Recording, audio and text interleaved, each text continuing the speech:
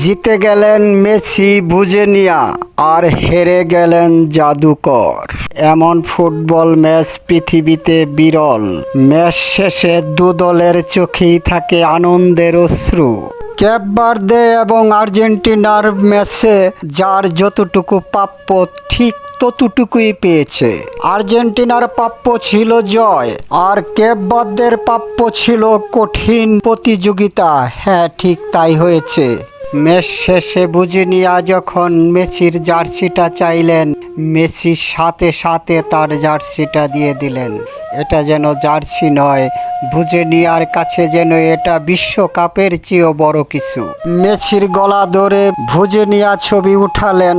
এই ছবিটা তার স্মৃতির পাতায় থাকবে অনন্তকাল। বিশ্বকাপ এলেই কিছু জাদুকর, কিছু বন্ড জ্যোতিষী তাদের বন্ডামি শুরু করে।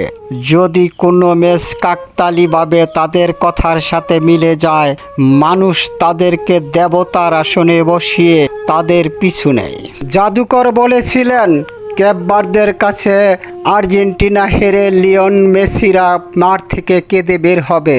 এক ভিডিওতে আমি বলেছিলাম, যদি আর্জেন্টিনা হেরে যায় তাহলে এই সব জাদুকরদের দৌরত্ব আরও বেড়ে যাবে। মানুষ তাদেরকে পূজা করা শুরু করবে, তাদেরকে দেবতা মনে করবে। সুতরাং কিছুতেই আর্জেন্টিনার পরাজিত হওয়া যাবে না। ঠিক তাই হয়েছে। জাদুকরের জাদুর জুলি ছিন্ন ভিন্ন করে দিয়েছেন মেসি বাহিনী। জাদুকরের জাদুর ক্যারিশমা যদি এতই শক্তিশালী হয়, তাহলে তার দেশ গানাকে কেন বিশ্বকাপ জিতাতে পারে না?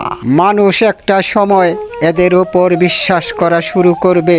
সৃষ্টিকর্তাকে বলে তাদেরকে দেবতা মনে করবে এই সব বন্ড জাদুকরগুলো যা ইচ্ছা তাই করতে পারে, আমি যা চাবো তাই দিতে পারে। তাই সোশ্যাল মিডিয়ার দায়িত্ব, ওরা যেখানে যেখানে পরাজিত হয়েছে এসব নিউজগুলো মানুষের মাঝে ছড়িয়ে দেওয়ার জন্য, যাতে মানুষ ওদের থেকে মুখ ফিরিয়ে নেয়।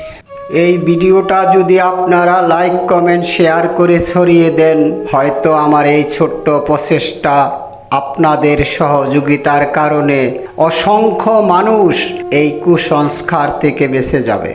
ক্যাপ ভার্দের থেকে আমাদের শিক্ষা নেওয়া উচিত। কতটা দেশপ্রেম থাকলে মাত্র 5,34,000 জনসংখ্যার দ্বীপরাষ্ট্রটি সাবেক 2 বিশ্ব চ্যাম্পিয়ন স্পেন এবং উরুগুয়েকে রুখে দিয়ে বিশ্বকে তাক লাগিয়ে দিয়ে গেলেন।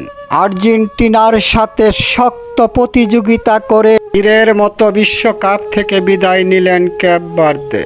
আমি তাদেরকে সম্মান জানাই। পাশাপাশি 2026 বিশ্বকাপ আর্জেন্টিনার গড়ে উঠুক, এই শুভ কামনায় আজকের মতো বিদায় নিলাম। সুজন অতিথি, রংডং মাল্টিমিডিয়া।